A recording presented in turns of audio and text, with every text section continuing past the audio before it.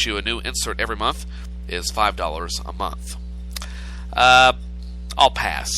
For one thing, I don't have an iPhone, okay? I use a Windows phone. I need to get a case for it, but it seems that I'm having a hard time finding a case to fit this particular style of phone. And those are things you need to know on this Wednesday. Now, what's going on in the world of news? This is AP News Minute. President Obama headed to Massachusetts on Wednesday to discuss his health care law.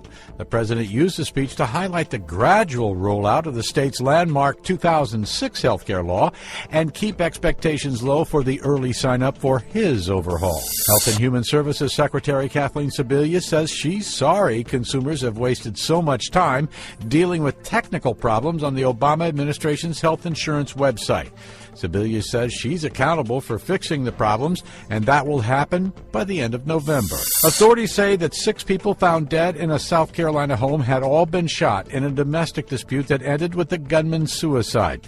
The victims included a woman that the shooter dated, and an old concrete-lined safe that was drilled open in Texas after the owner died contained a possible treasure trove of gold coins. Houston police say they don't have an estimated value, but the coins are likely worth a lot. Tim McGuire, the Associated Press, with AP News Minute. Winter weather warning right now. Here's a live look at the Fox 6 snow stick. This is out on the weather dick.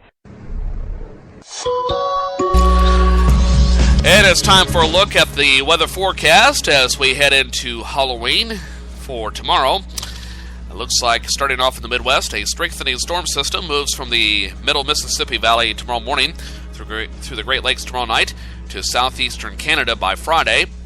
Heavy rain and embedded thunderstorms from Missouri to Michigan with 1 to 3 inches of rain likely. Isolated 4 to 5 inch rain and fall amounts are possible. Any thunderstorm that develops will be capable of producing strong and damaging wind gusts that could exceed 60 miles per hour. Thunderstorms are most likely in Indiana, South Illinois, West Kentucky, and southeast Missouri. As the low deepens Halloween night, winds will become strong and gusty throughout the Great Lakes. Sustained winds of 15 to 35 miles per hour with wind gusts over 50 miles an hour are possible. Winds will remain strong through the Great Lakes through the daylight hours of Friday before diminishing Friday night. Other than some morning showers and thunder showers in Kansas, the plains should be dry.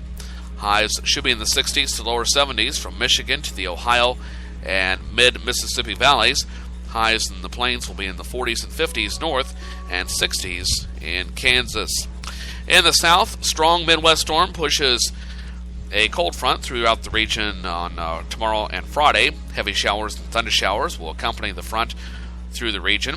Several thunderstorms producing damaging wind gusts and isolated tornadoes are possible in the lower Mississippi Valley on tomorrow. A few severe thunderstorms could occur in the Tennessee Valley and Alabama tomorrow evening. There could be some severe thunderstorms in the southeast on Friday. Rainfall of 1 to 3 inches with isolated 4 to 5 inches are possible in the lower Mississippi Valley. Rainfall is expected to be an inch or less in the Tennessee Valley and southeast tomorrow night and Friday. Highs tomorrow mostly in the 70s and 80s. Highs in the 60s in northwest Texas, Oklahoma, and northern Tennessee. Off in the northeast, rain and showers from the big Midwest storm spill into West Virginia, northwest Virginia, western Maryland, most of Pennsylvania, New York, as well as central and northern New England during the day tomorrow. Rain becomes heavier tomorrow night and Friday before moving out to the sea by late Friday afternoon and Friday night. Rainfall is expected to be an inch or less in most areas. Winds will increase later tomorrow in western areas and shift toward the coast by Friday morning. Strong winds likely Friday before diminishing by late Friday night. Sustained winds of 15 to 35 miles an hour with wind gusts up to 55 miles per hour are possible. High temperatures will reach in the 60s and lower 70s for tomorrow and Friday. Cooler temperatures will move in behind the storm for the weekend. And finally out west, well, it looks like most of the region will see a quiet Halloween weather-wise. Rain and snow showers are likely in western Washington, northwest Oregon, far west Washington, northeast Oregon, central and north Idaho, west Montana, and northwest Wyoming. A couple of inches of snow are possible in the higher mountains. Chilly highs in the 40s and 50s throughout the Intermountain West. cool 50s and 60s will occur in Washington and Oregon.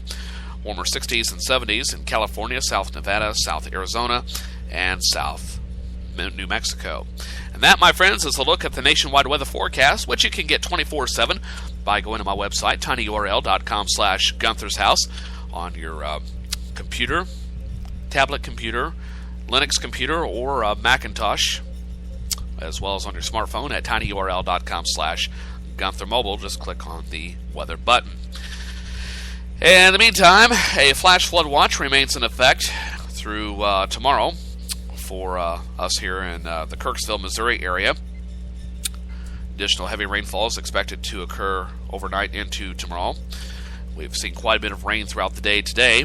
Several rounds of thunderstorms have already brought between 1 and locally 3 inches of rain to the region since yesterday morning. Unseasonably warm and moist conditions over the area will support several additional rounds of moderate to heavy rainfall overnight into tomorrow morning, ahead of a slow-moving cold front. Additional rainfall amounts of 1 to 3 inches are possible across all but far northwest Missouri through tomorrow morning. Which may lead to flash flooding, as well as rapid rises on area rivers, creeks, and streams. So that affects a good portion of the Kirksville, Missouri area and through to tomorrow. Our forecast calling for showers and possibly a thunderstorm before 5 a.m. tomorrow morning. Then showers likely throughout the day tomorrow. Highs in the upper 50s to lower 60s. West to southwesterly winds between 5 and 15 miles per hour, with wind gusts up to 20 to 25 miles an hour. For tomorrow, a 100% chance of showers and thunderstorms. Some of the storms could produce some locally heavy rainfall. Temperatures slowly falling to around 50 by tomorrow evening. West to southwesterly winds at 5 to 15 miles an hour, shifting to the northwest in the afternoon. Winds up to 10 to 20 miles per hour. And then for tomorrow night, chance of showers ending by 7 p.m. Otherwise mostly cloudy, turning mostly clear overnight. Lows in the upper 30s to lower 40s. West winds at about 10 miles an hour. And then for Friday, sunny. Much cooler though, highs in the mid-50s. Lows in the mid-30s. Westerly winds at 10 to 20 miles an hour. For Saturday, sunny skies, highs in the mid-50s, lows in the lower 30s. For Sunday, a little bit warmer, highs in the upper 50s to lower 60s, lows in the mid-40s. Mostly cloudy Monday, highs near 60.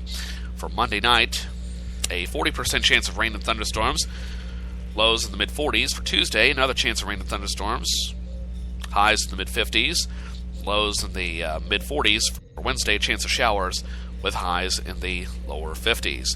And that, my friends, is a brief look at the nationwide weather forecast, or rather at the Kirksville, Missouri area weather forecast for this Wednesday night. Coming up in a few minutes, we'll have a look at today's closing market numbers, a lengthy report for you, because we're doing a late night edition of this program. We'll also have a check of news right after that. Still to come, though, we'll have Across Our Wide Missouri, as well as the Composer's Date Book and the Writer's Almanac with Garrison Keeler coming up in a few seconds as well. In the meantime, I want you to sit back, relax, and have some more announcements coming your way, including celebrity birthdays in a few minutes, as well as today in history for the 30th day of October. Right now, though, we're going to step aside, take a break. I'm stalling for time here because I'm loading some PSAs, and it's kind of hard to do that. Could really use a board operator here, but we got that taken care of, so I'll be right back right after these important messages. So stick around, won't you? I know you will, because I'm stuck in your ear.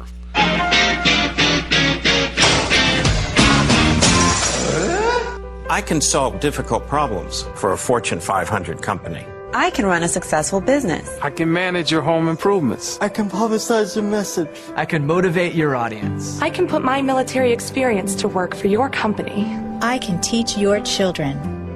I can boost your bottom line. I can add value to your workplace. I could be a loyal and productive employee. But I can't put my skills to work for your organization if I'm not given the opportunity. If you don't recognize my talents and ability. If you don't hire me. If you don't have an open mind and a workplace that's open to everyone. If you don't realize that America works best when everybody works. What can you do? What can you do? What can you do?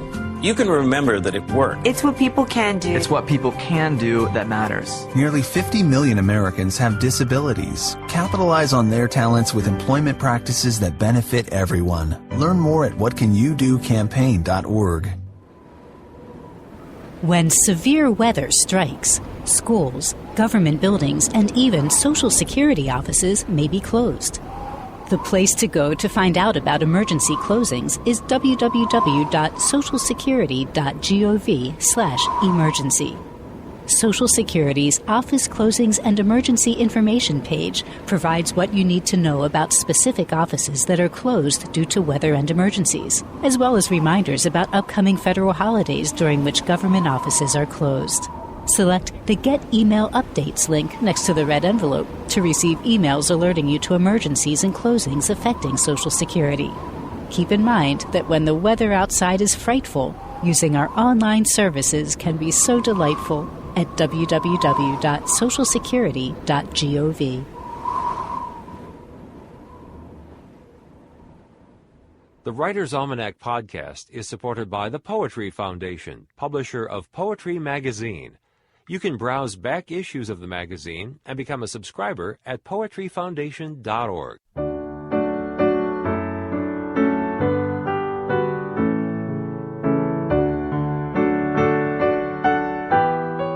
And here is the Writer's Almanac for Wednesday, the 30th of October 2013.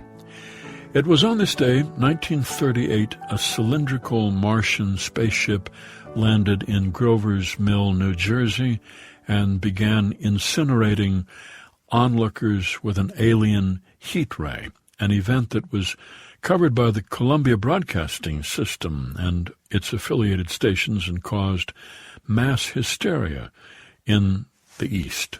Of course, it was a hoax. It was a radio play based on the H.G. Wells novel The War of the Worlds, presented by Orson Welles' The Mercury Theater of the Air. At the beginning of the broadcast, there was an announcement that what followed was a dramatic presentation was fiction, but many listeners missed the introduction, and there was general panic, especially in New Jersey. It was estimated that of the 6 million people who heard that broadcast, about 1.5 million believed that it was true, and more than 1 million others were genuinely terrified. It's the birthday of the poet and critic Ezra Pound, born Haley, Idaho, 1885, championed the modernist movement and encouraged many writers, William Butler Yeats and Robert Frost, William Carlos Williams, Marianne Moore, James Joyce, Ernest Hemingway, and T.S. Eliot. It was Ezra Pound who edited T.S. Eliot's The Wasteland and cut about half of it out. It's the birthday of the journalist Robert Caro, born in New York City, 1936, who has spent the last 30 years writing a 4-volume biography of Lyndon Johnson. It's the birthday of the second President of the United States, John Adams, Quincy, Massachusetts, 1735. John Adams, who said, "Democracy never lasts long. It soon wastes, exhausts, and murders itself. There was never a democracy that did not commit suicide." It's the birthday of Fred W. Friendly, born Ferdinand Friendly Wachenheimer in New York City, 1915, went to work for CBS Radio, and there met Edward R. Murrow, whose producer Friendly became. They did a number of news documentaries together for CBS News, where Fred W. Friendly resigned in protest in 1966 when CBS scrapped a hearing on Vietnam so they could run a rerun of I Love Lucy. Here's a poem for today by Joyce Sutphin, These Few Precepts, for Marna. I said to her, don't leave your life scattered in boxes across the country. Don't slip away without tying down the hatch. Don't walk a mile out of your way to avoid a crack. Don't worry about breaking your mother's back. I'm sorry, I said, that I was stupid when I married. I'm sorry I chose for right instead of love, for truth instead of beauty. They aren't always the same thing, you know, despite what Keats